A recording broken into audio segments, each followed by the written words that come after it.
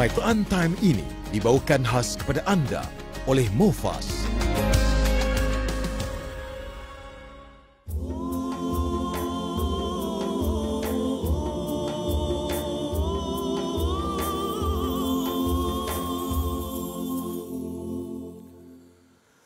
أعوذ بالله من الشيطان الرجيم بسم الله الرحمن الرحيم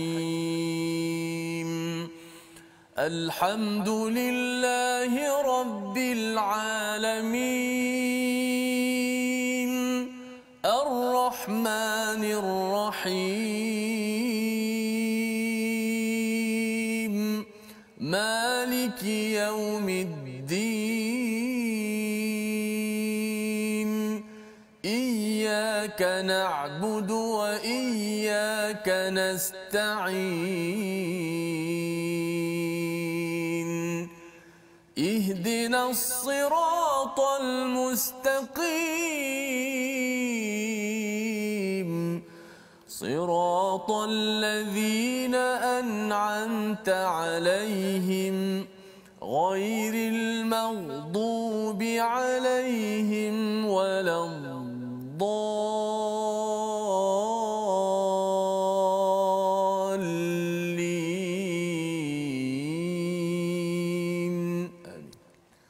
Assalamualaikum warahmatullahi wabarakatuh. Alhamdulillah wassalatu wassalamu ala Rasulillah wa ala alihi wa man walah. Syada la ilaha illallah, syada Muhammadan abduhu wa rasuluhu. Allahumma salli ala sayidina Muhammadin wa ala alihi wa sahbihi ajma'in. Amma ba'du. Kita panjatkan selawat kepada Nabi junjungan Nabi sallallahu alaihi wasallam. Kita bersyukur pada Allah Subhanahu wa taala pada hari yang berbahagia ini untuk kita meneruskan ulang kaji pada juz yang keempat. Semalam kita sudah pun melihat 10 halaman dan pada hari ini kita mengikuti halaman yang seterusnya bermula halaman 72 untuk sama-sama kita memaknai kepada anugerah daripada Allah Subhanahu Wa Taala Al-Kitab yang tidak ada kebengkokan. Walam yaj'al lahu iwaja, ya Allah nyatakan dalam surah Al-Kahfi ayat yang pertama. Maka pada hari ini kita bersama dengan Ustaz Tirmizi Ali. Wah Ustaz. Baik, alhamdulillah Ustaz ya. Saya alhamdulillah. Saat ini kita nak menyambung lagi Ustaz ya. Baik. Kita berterusan. Kali ini ayat tentang apa Ustaz? Hari ini kita masih menyambung tentang Uhud ya, bagaimana Allah memberi nasihat kepada kita sebenarnya ya tentang kalah menang itu biasa, tersilap itu biasa, yang pentingnya yang menang jangan rasa diri hebat sangat kan, dan yang kalah ataupun tersilap itu pun jangan rasa bersalah sampai kita lari daripada medan perjuangan ya. Itu antara perkara yang kita nak lihat sebelum kita masuk kepada surah An-Nisa juga daripada juz yang keempat. Maka mari sama-sama kita mulakan dengan doa ringkas kita. Subhanakala ilmalana illa ma 'allamtana innaka antal alimul hakim rabbi zidni ilma. Jadi tuan-tuan yang ingin berkongsi di Facebook boleh share, boleh kongsikan, beritahu pada kawan kita nak ulang kaji juz keempat. Kalau ada yang sudah dapatkan nota Quran Time ya, boleh dah buka ya, bersedia kepada halaman 72. Kita nak memulakan dengan ayat 166. Allah mengingatkan kepada kita bahawa apa saja yang berlaku hatta di medan pertempuran, sebenarnya semua itu adalah satu rahsia yang penting yang kita ingin maklumi daripada ayat 166. Jom kita baca bersama insya-Allah. Silakan. A'udzubillahi minasyaitonirrajim. Bismillahirrahmanirrahim. Wa ma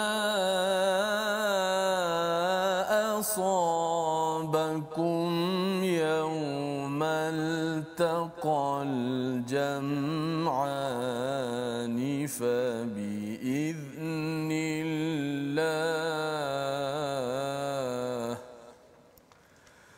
wa ma asabakum yawmal taqal jam'ani fa bi idznillah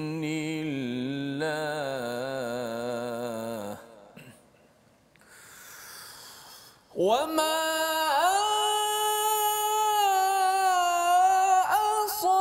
asabakum yawmal taqal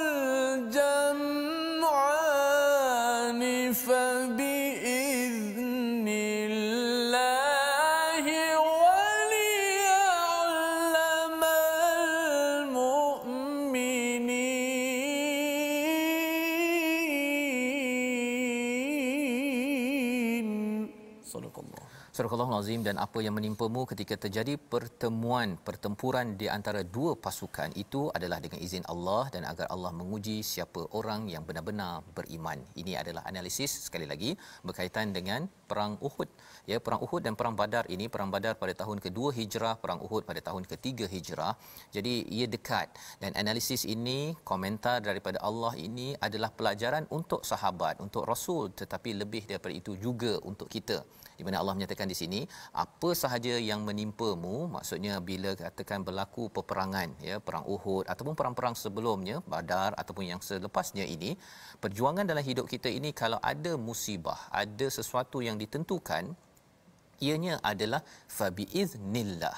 Itu perkara yang penting kita fahami, bahawa semuanya itu adalah dengan izin Allah. Ada yang kata bahawa saya bertemu dengan orang yang menyakiti hati saya dalam hidup saya, itu adalah biiznillah. Allah sedang menyiapkan kita untuk menjadi lebih kuat dengan ujian itu. Syaratnya ialah kita menggunakan formula daripada Allah Subhanahu Wa Taala. Ya, kita berpegang kepada Allah, bukannya kita menyalahkan orang tersebut dan juga kita rasakan bahawa hidup selesai ataupun habis tamat disebabkan alih wujudnya orang-orang yang mungkin merosakkan, yang menyakiti hati kita. Itu adalah orang yang tidak memfokuskan kepada keimanan, padahal di hujung itu Allah menyatakan waliya'lamal mu'minin, iaitu agar Allah menguji siapa orang yang benar-benar beriman. Orang beriman tidak hanya dia rasa dia cakap saya beriman, tetapi dia tidak bersedia untuk diuji. Dia package. Sebagaimana nanti kita akan belajar daripada surah 29, surah Al-Ankabut. Kalau dia cakap beriman, maka terus Allah akan menguji. Tak beriman pun Allah uji.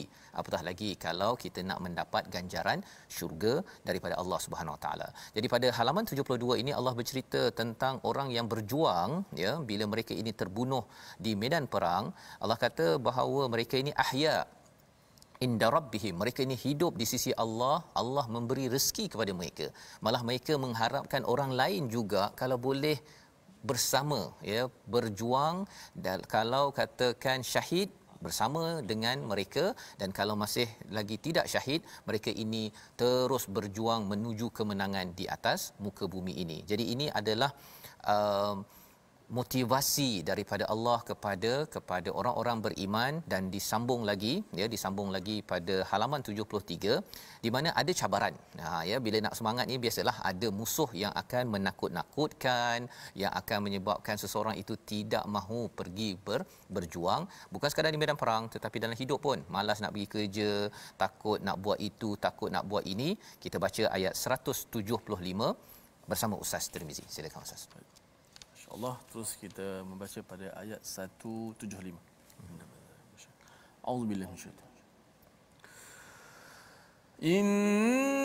Innama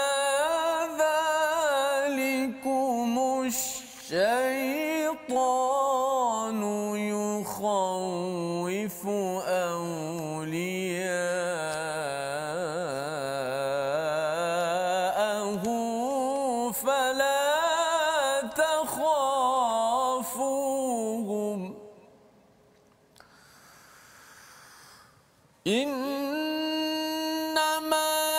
ذلكم الشيطان يخوف أولياءه فلا تخافوهم وخافوني إن كنتم مؤمنين. صدق الله العظيم. Sesungguhnya mereka hanyalah syaitan yang menakut-nakutkan kamu dengan teman-teman setianya. Oleh itu janganlah kamu takut kepada mereka, tetapi takutlah kepadaku jika kamu orang-orang yang beriman. Sambungan daripada ayat sebelumnya, ya. Pada ayat 174 itu, maka mereka kembali dengan nikmat dan kurniaan yang besar daripada Allah. Mereka tidak ditimpa suatu bencana dan mereka mengikuti keredaan Allah. Allah mempunyai kurniaan yang besar. Ya. Jadi Allah menceritakan tentang ada orang yang berjuang, terus berjuang walaupun cedera, kerana dia tahu bahawa dia disakiti, tersakiti, dia terus berjuang. Tetapi ada juga orang yang dia stop. Ya, dia berhenti, dia rasa macam tak payahlah, ya, tak payah berjuang. Pasal apa? Pasal mengganggu kehidupan. Maka Allah cakap sesungguhnya mereka hanyalah syaitan yang menakut-nakutkan kamu dengan teman-teman setianya. Oleh itu janganlah kamu takut kepada mereka, tetapi takutlah pada Allah Subhanahu Wa Taala.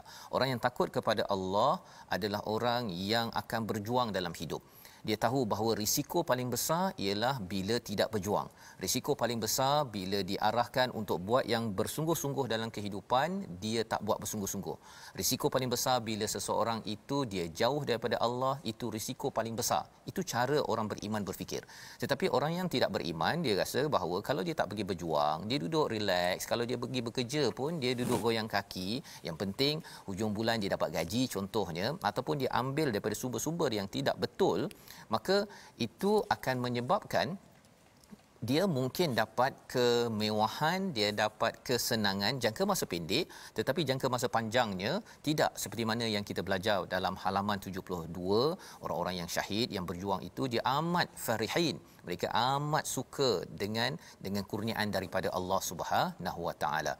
Jadi pada halaman 73 ini ada beberapa panduan. Allah beritahu tentang jangan kamu menyangka orang yang kufur itu, kafir itu, jangan sekali orang yang kafir itu menganggap bahawa tempoh waktu yang kami berikan kepada mereka lebih baik baginya. Itu adalah cara berfikir yang tidak betul.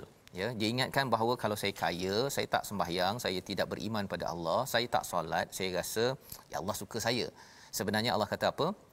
Sesungguhnya ayat 178, sesungguhnya tempoh waktu yang kami berikan kepada mereka hanyalah agar dosa mereka semakin bertambah dan mereka akan mendapat azab yang hina.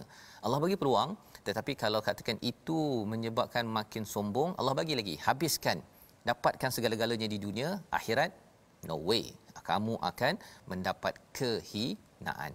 Dan ini disambung pada halaman 74 ya. Pada halaman 74 ini kita diingatkan bagaimana mindset orang beriman, dia selalu ingin berjuang ya, sanggup sampai di medan perang, pasal pada akhirnya kita semua akan merasai mati. Kan, sama ada di medan perang ke, atas katil ke, apa ketika memandu ke ustaz ya, pasti akan merasai mati. Setiap nafas kita bernafas ini, kita keluar satu nafas ya, maksudnya kita makin dekat dengan apa yang dinamakan sebagai al-maut.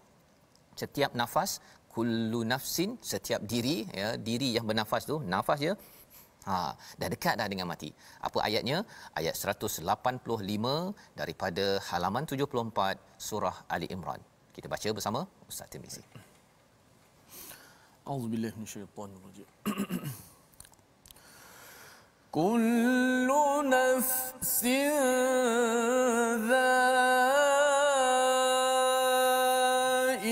dha'iqatul maut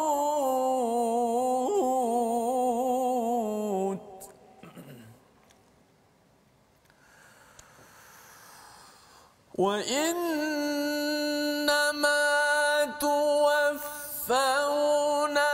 ujurakum yawmal qiyamati faman zuhziha 'anil nari wa udkhilal jannata faqad faz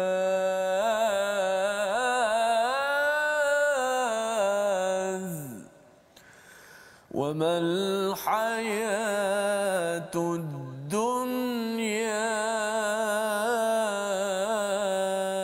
illa mata'ul ghurur.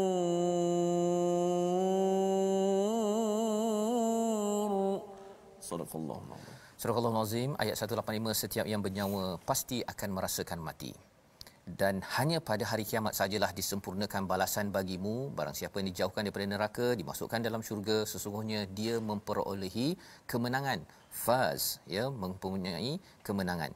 Wa mal hayatud dunya, tidaklah kehidupan dunia ini hanyalah kesenangan yang memperdaya. Jadi ini ayat 185 memberikan perhatian kepada kita mengapa kena berjuang. pasal semua orang akan merasai mati. Setiap nafas kita bernafas itu sebenarnya kita dah rasa sikit. Lagi banyak lagi orang itu bernafas, lagi dia makin bertambah umur, makin lagi sakit-sakit badan. Sebenarnya dia sudah makin dekat dengan satu saat yang dinamakan kematian. Jadi Allah menyatakan kalau alang-alang dah semua orang mati ini, Allah akan berikan ganjaran pada hari kiamat pada siapa yang berjuang, seperti mana ayat-ayat yang kita belajar pada halaman 74. Tapi dan dalam masa yang sama ialah kita berjuang ini untuk mengelakkan daripada api neraka Allah Subhanahu Wa Taala. Inilah yang digelar sebagai seorang yang benar-benar berjaya.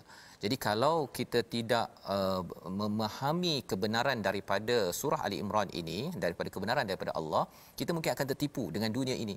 Kita rasakan bahawa tak payah berjuang, hidup hanya sekali. Contohnya pemahaman yang silap. Padahal hidup bukan hanya sekali di sini. Di sini hanyalah sebahagian kehidupan. Kehidupan betul-betul ialah al-hayah yang berlaku selepas kita meninggal, selepas kita mati. Maka baiklah alang-alang mati kita adalah mati yang boleh membawa dekat kepada ilahi. Berbanding dengan ada orang yang dia enjoy, dia hidup kat sini, dia ikut saja, dia tak nak ikut kepada Al-Quran, tidak mahu beriman, dia mati dan selepas itu dia diberikan neraka yang amat ngeri. Jadi cara berfikir begini adalah cara berfikir yang diajarkan dalam Al-Quran. Dalam surah Ali Imran ini Allah mengajar al-haq, dan salah satu orang yang boleh memahami al-haq ini digelar sebagai ulul albab.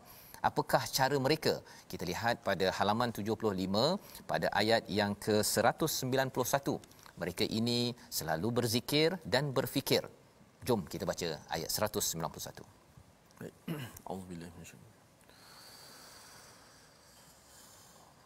الذين يذكرون الله قياما وقعودا وعلى جنوبهم ويتفكرون في خلق السماوات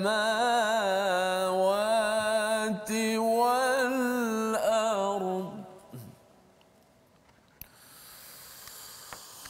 ويتفكرون في خلق السماوات والأرض ربنا ما خلقت هذا باطلا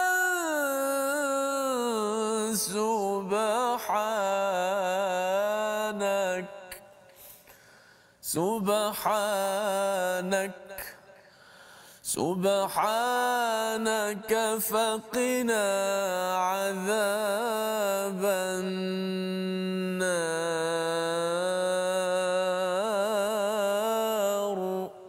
اللهم آمين Amin ya rabbal alamin. Iaitu orang yang mengingat Allah sambil berdiri, duduk atau dalam keadaan berbaring, dan mereka memikirkan tentang penciptaan langit dan bumi seraya berkata, ya Tuhan kami, tidaklah Engkau menciptakan semua ini sia-sia. Maha suci Engkau, lindungilah kami daripada azab api neraka. Inilah ciri ulul albab, ya, orang yang betul-betul boleh menggunakan akalnya untuk berinteraksi dengan ayat-ayat kebesaran Allah Subhanahu Wa Taala. Dan orang ulul albab ini ia menyebabkan dia berzikir dan bertafakur, ya. Dua-dua perkara itu berlaku. Zikir, mengingat pada Allah, dan berfikir melihat kepada alam ini, dan dia boleh mengaitkan balik bahawa semua apa yang Allah jadikan ini adalah tidak sia-sia. Dia merasakan Allah ini sempurna, subhanak, dan terus dia memohon pada Allah faqina azaban nar. Dengan keinginan untuk menjauhkan daripada azab api neraka ini, mereka berjuang. Ya, mereka berjuang, dan inilah yang diadun sebenarnya dalam surah Ali Imran yang ada 200 ayat. Yang kita nak lihat lagi pada ayat terakhir, ayat 200, mengingatkan kepada kita kalau nak berpegang kepada al-haq, kepada kebenaran, ia ada formula. Yang pertama iman, yang kedua sabar, yang ketiga ingatkan orang lain kepada sabar, yang keempatnya adalah ribaut, iaitu kena kuat teguh, dan yang kelimanya takwa, ya, kena minta pada Allah Subhanahu taala agar apa? Agar kita mendapat kejayaan. Ayat 200 kita baca bersama pada kali ini. Silakan. Auzubillahi syaitan. Ya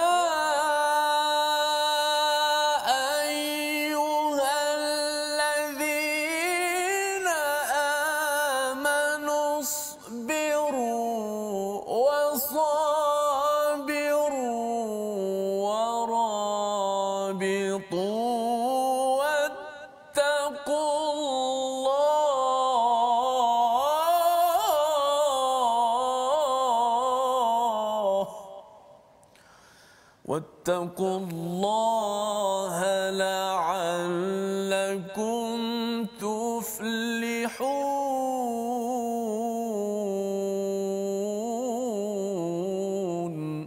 صدق الله. Surah Al-Azim, wahai orang-orang yang beriman, bersabarlah kamu dan kuatkanlah kesabaranmu dan tetapkanlah bersiap sedia, ribaut warabitu wattaqullah, dan bertakwalah kepada Allah agar kamu berjaya ataupun beruntung. Inilah ayat 200 ya, 200 ayat akhir daripada surah Ali Imran. Mengingatkan kepada kita ustaz ya bahawa kalau dalam surah Al-Baqarah ada juga muflihun pada ayat yang kelima ya, ayat kelima, macam mana nak berjaya jadi orang bertakwa. Kali ini pun bertakwa juga. Yang ustaz ada kongsi sebelum ni ustaz ya, bila Allah bagi tahu tentang ciri orang bertakwa ini, Allah tak letak dalam satu muka surat. Kalau tidak kita rasa macam banyaknya kita nak tu kan. Jadi surah Al-Baqarah kita dapat sikit, surah Ali Imran kita dapat sikit, kita bina sedikit demi sedikit. Al-Quran ini pun sebenarnya dalam ayat yang kedua Ustaz ya, yang awal dulu kita baca, mungkin tuan-tuan boleh, ini nak ulang kaji kan. Betul. Kita tengok balik, Allah menggunakan perkataan pada ayat ketiga tu nazzala alaikal kitab ya. Kitab Al-Quran ini diturunkan sedikit-sedikit daripada langit bawah kepada Nabi sallallahu alaihi wasallam itu bukan sekaligus. Ya, pada malam Lailatul Qadar pada bulan Ramadan diturunkan sekaligus ya, tetapi turun pada Nabi sedikit-sedikit. Kerana apa? Kerana ia adalah proses yang penting kita faham. Quran bukannya harap tuan-tuan terus sempurna faham, terus sempurna menjadi orang beriman, tidak. Allah bagi masa. Selagi nafas dipinjamkan kepada kita, itu tandanya Allah memberi ruang untuk kita beriman, terus bersabar, terus mengingatkan orang lain, wasabiru, sesama sendiri untuk bersabar. Ya, tak boleh seorang-seorang saja bersabar untuk bersama Quran, untuk berjuang. Warabitu, kena kuat sikit semangat ya, macam tuan-tuan ribaut, tunggu depan TV, tunggu depan Facebook contohnya, nak bertahan sampai pukul 1, dan akhirnya kita bertakwa pada Allah. Kerana takwa itu kita betul-betul serius minta tolong Allah, tolong jauhkan daripada cabaran hidup ini dengan pertolongan daripada Allah. Allah kata kalau ikut pada langkah-langkah ini la'allakum tuflihun ya, kalau betul-betul insya-Allah boleh berjaya. Jadi ini adalah kesimpulan ataupun penutup surah Ali Imran. Kita ingin rehat sebentar, nanti selepas daripada rehat nanti kita nak menyambung surah keempat. Surah apa tuan-tuan? Surah An-Nisa, di mana kita akan melihat 5 halaman yang berbaki dalam juz yang keempat sebelum kita menutup tirai kita pada hari ini. Kita berehat sebentar. My Quran Time, baca faham amal insya-Allah.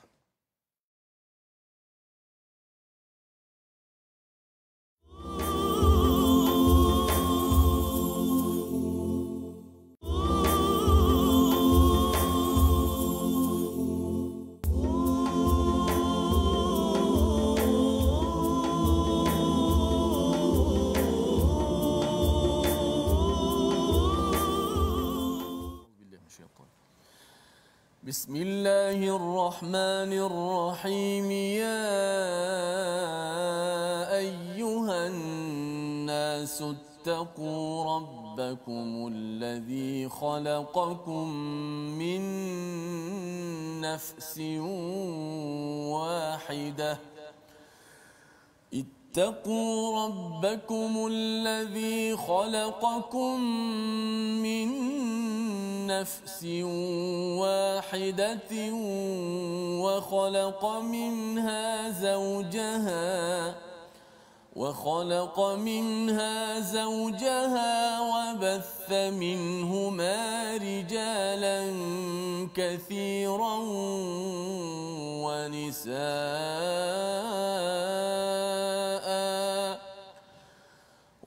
واتقوا الله الذي تساءلون به والأرحام إن الله كان عليكم رقيبا.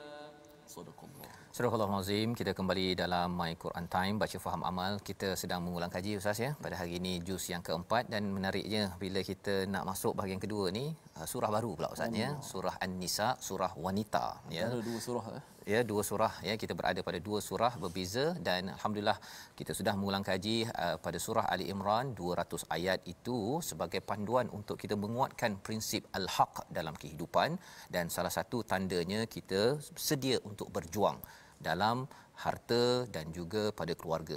Surah An-Nisa ini adalah satu lagi perjuangan menguruskan hal-hal kekeluargaan yang juga ada kaitan dengan harta. Jadi harta dan juga keluarga ini dua perkara yang sentiasa wujud, dan Allah memulakan pada ayat pertama, wahai manusia, bukan sekadar untuk orang beriman, wahai manusia, bertakwalah kepada Tuhanmu yang telah menciptakanmu daripada diri yang satu dan menciptakan pasangannya daripada dirinya, dan daripada kedua-duanya Allah mengembang biakkan lelaki perempuan yang banyak.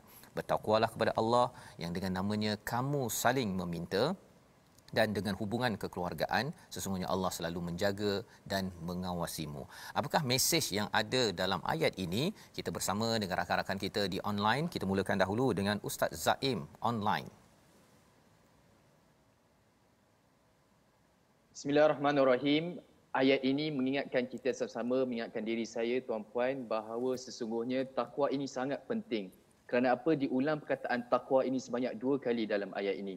Kerana apa kita kena perlu bertakwa, tuan-puan, adalah kerana saya dan kita semua, tuan-puan, diciptakan daripada Adam dan juga Hawa. Dan daripada dua orang ini, maka berkembang biaklah manusia sehingga terciptalah kita pada hari ini. Dan kenapa kita kena bertakwa dalam ayat ini? Allah ingatkan bahawa kita ini sentiasa meminta kepada Allah Subhanahu Wa Taala atas nama-namanya yang indah.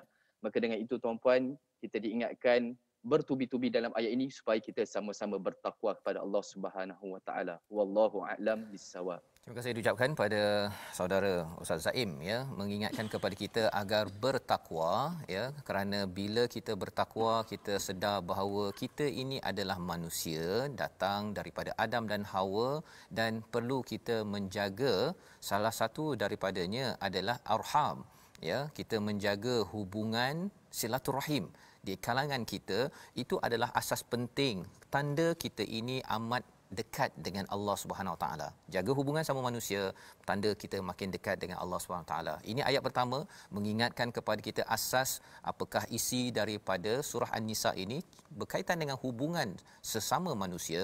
Salah satu hubungan yang telah dirosakkan dalam jahiliah ialah hubungan dengan manusia yang bernama wanita. Mungkin itu ibunya, mungkin itu kakaknya, mungkin itu adiknya, tetapi wanita dipandang second class, kelas kedua dalam jahiliah.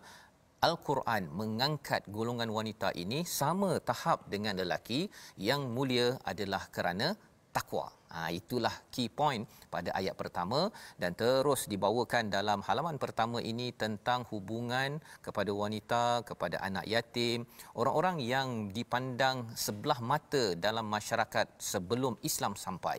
Dan kita mendoakan bila kita dah faham perkara ini, kita memastikan bahawa kita tidak memandang sebelah. Semua orang ada hak, semua itu perlu dijaga silaturahimnya. Itu pelajaran pada halaman 77. Kita pergi pada halaman 78 di mana kita dibekalkan tentang bagaimana tentang hubungan ataupun hak faraid ya, kalau katakan ada harta peninggalan dan sebagainya. Kita nak baca daripada ayat ke-10 ya. Ayat ke-10 ini mengingatkan kepada kita bahawa jangan makan harta anak yatim. Salah satu mesejnya. Jom kita baca bersama dengan Ustaz Tirmizi. Baik, ayat ke-10. Auzubillahi minasyaitonirrajim. Innal ladzina ya'kuluna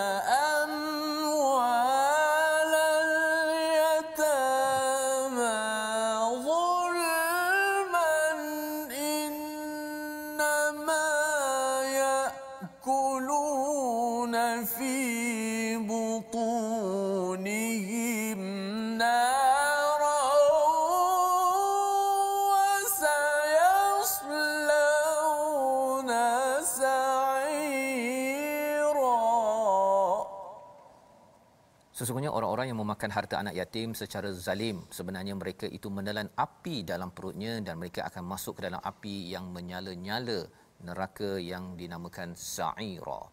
Inilah ayat ke-10, kita mendengar tadabbur mesej daripada Puan Norini online. Bismillahirrahmanirrahim. Ayat ini sebenarnya mengingatkan kita janganlah kita sekali-kali memakan harta-harta anak yatim secara zalim, kerana ia adalah seumpama kita menelan api ke dalam perut kita sendiri dan akhirnya ke neraka Jahannamlah tempat kita. Wallahu alam. Terima kasih diucapkan pada Puan Norini yang mengingatkan kepada kita bahawa dalam masyarakat kita kena amat peka kepada anak yatim, ya. Sebelum kita nak makan harta anak yatim tu, kita kena peka pada anak yatim. Pasal khawatir kadang-kadang kita rasakan bahawa tak okey kot kan. Saya berjual beli, saya ambil makan sini sana, tapi rupa-rupanya harta yang kita makan itu, ya, adalah harta anak yatim yang sebenarnya kita rasa macam masuk nasi dalam perut, tapi rupa-rupanya itu adalah api neraka. Kita menempah api neraka, naudzubillahi min zalik. Jadi ini adalah mesej penting untuk kita masyarakat yang bersama Al-Quran ini. Tuan-tuan sekalian, kita kena peka dalam kawasan kita ada anak yatim ke tidak.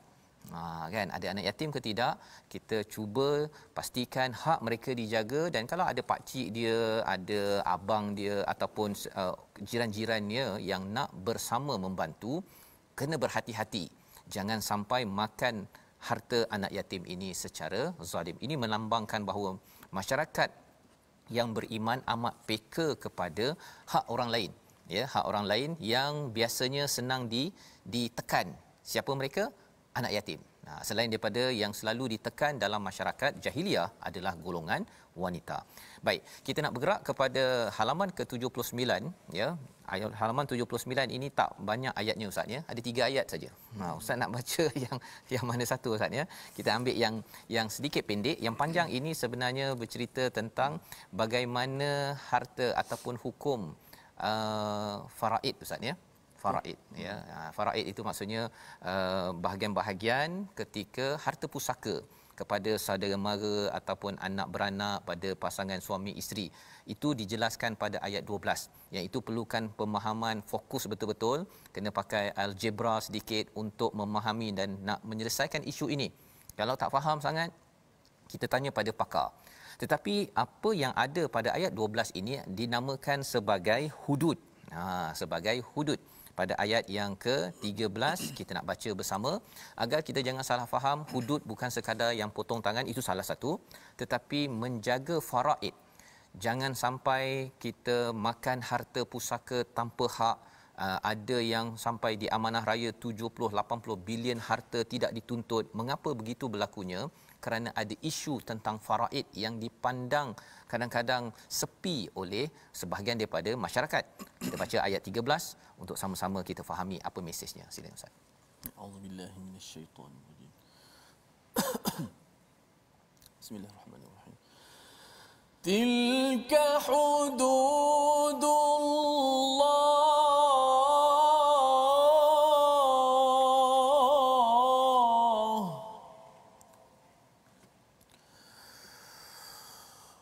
ومن يطع الله ورسوله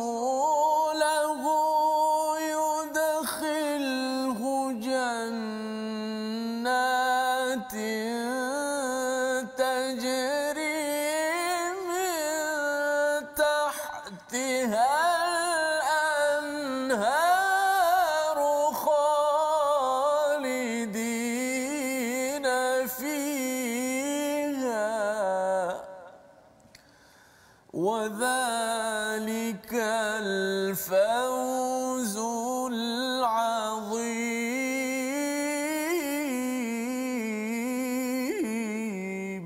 صدق الله. Itulah batas-batas Allah. Barang siapa mentaatinya dan Rasulnya, dia akan memasukkannya ke dalam syurga-syurga yang mengalir di bawahnya sungai-sungai. Mereka kekal di dalamnya. Itulah kejayaan yang besar. Tadabbur bersama Cikgu Mas online. Terima kasih Ustaz. Bismillahirrahmanirrahim. Dalam ayat ini memperingatkan saya dan kita semua ya agar taat kepada Allah dan taat kepada Rasul, iaitu mengikut hukum-hukum yang telah ditetapkan. Kalau rujuk kepada ayat 12 iaitu hukum faraid lah ya. Sebab ganjaran yang besar ya kepada orang-orang yang mengikut taat kepada Allah, insya-Allah akan diberi kemenangan yang agung, kemenangan yang kekal, iaitu syurga yang mengalir sungai-sungai di bawahnya. Wallahu alam. Terima kasih ucapkan pada Cikgu Mas ya, menjelaskan kepada kita kalau kita taat pada Allah dan Rasul, kita akan jaga had dalam singular ya, mufrad. Tapi kalau katakan jamaknya adalah hudud, kata banyaknya. Had Allah yang dimaklumkan dalam ayat sebelumnya ini berkaitan dengan wasiat, ada kaitan dengan faraid, kerana apabila had ini tidak dijaga ya, salah satu daripada isunya Cikgu Mas ya, iaitu apa? Bergaduh.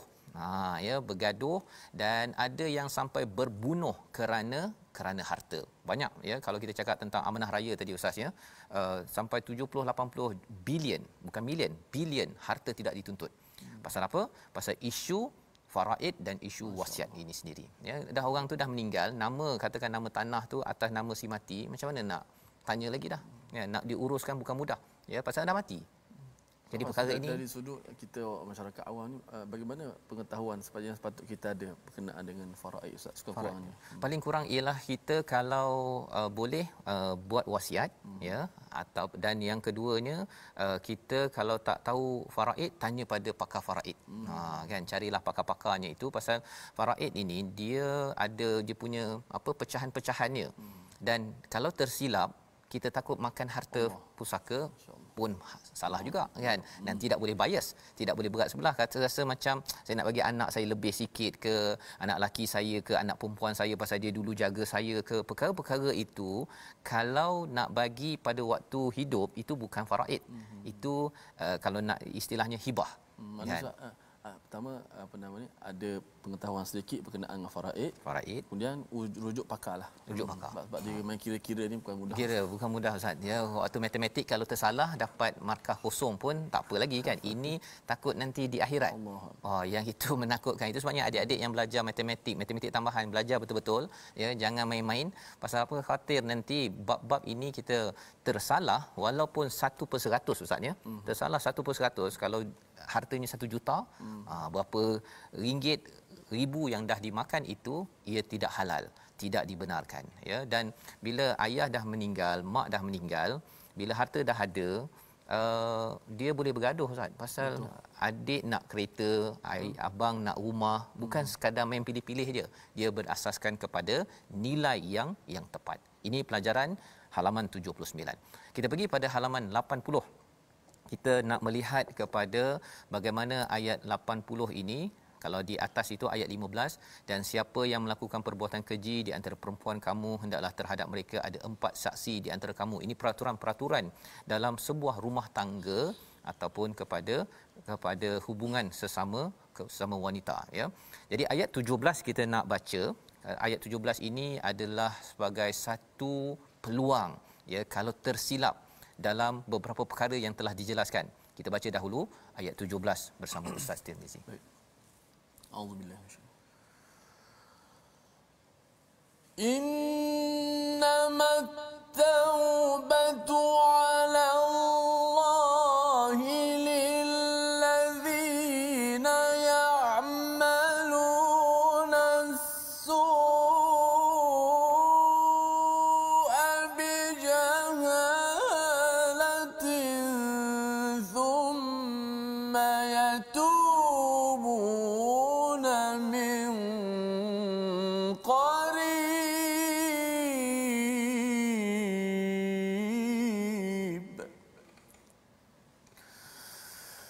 thumma yatubuna min qarib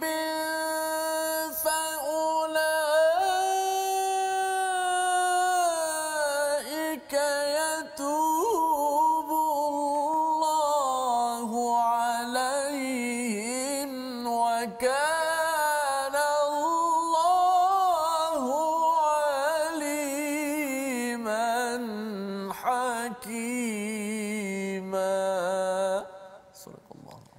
Sesungguhnya taubat kepada Allah itu hanya layak bagi mereka yang melakukan kejahatan kerana tidak mengerti, bijahalah.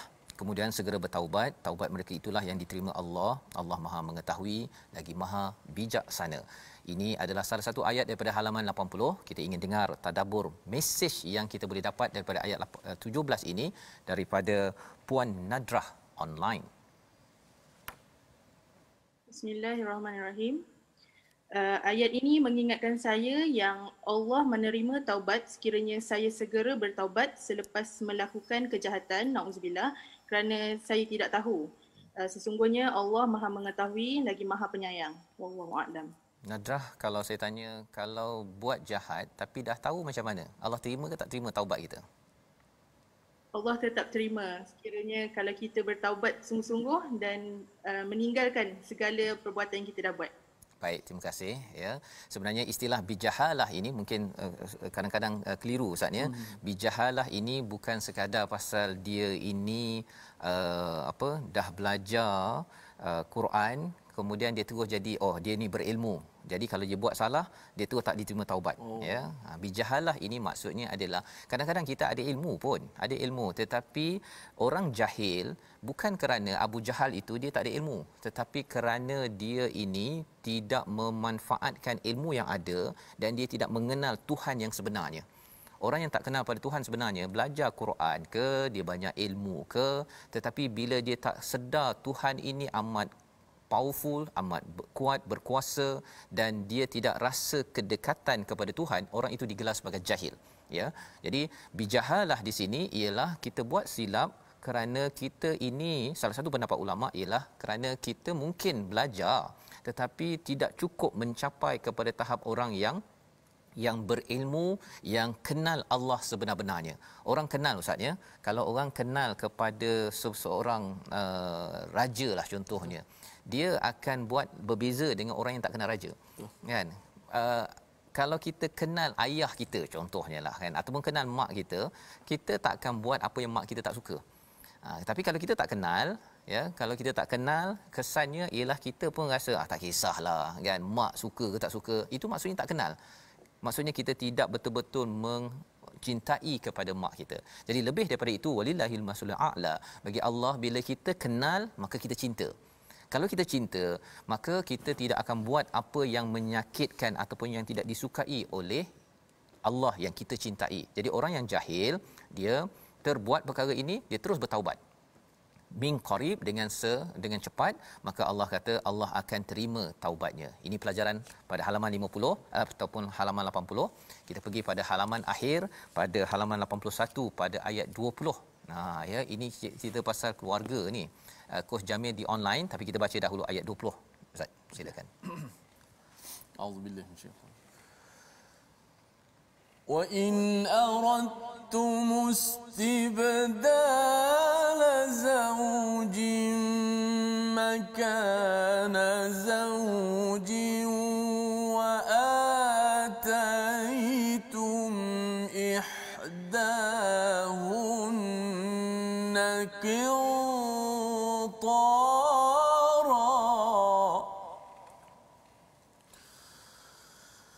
wa آتيتم إحداهن قنطارا فلا تأخذوا منه شيئا أتأخذونه بهتانا وإثما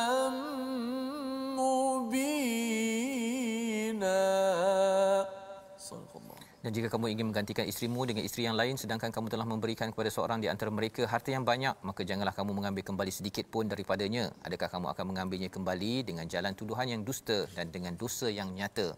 Coach Jamil online. Terima kasih Tuan Fazrul, Ustaz Tir.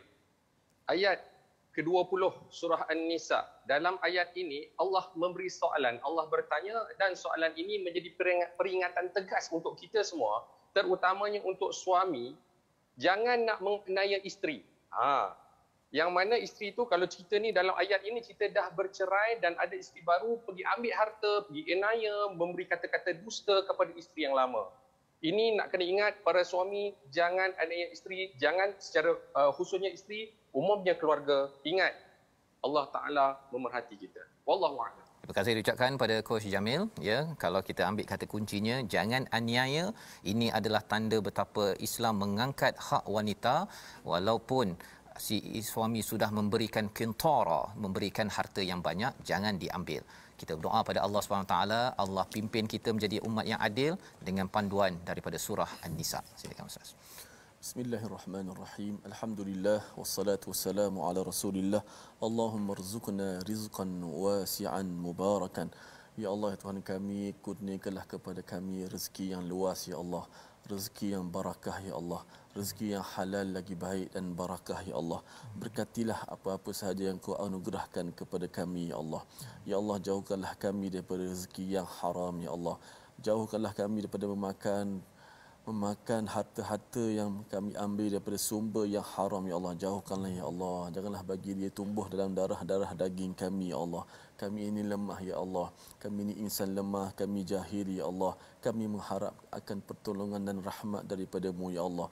Ya Allah, jauhkanlah, angkatkanlah kejahilan daripada kami ya Allah. Ya Allah, kami sentiasa melakukan dosa ya Allah, maksiat ya Allah. Kami tidak tahu betapa banyaknya dosa-dosa kami ya Allah. Oleh itu kami amat mengharapkan akan keampunan-Mu ya Allah. Kami mengetuk pintu keampunan-Mu ya Allah. Bila-bila lagi kami akan melangkah masuk ke bulan Ramadan ini ya Allah. Ya Allah, ampunkanlah segala dosa-dosa kami ini ya Allah. Amin ya rabbal alamin. Walhamdulillah.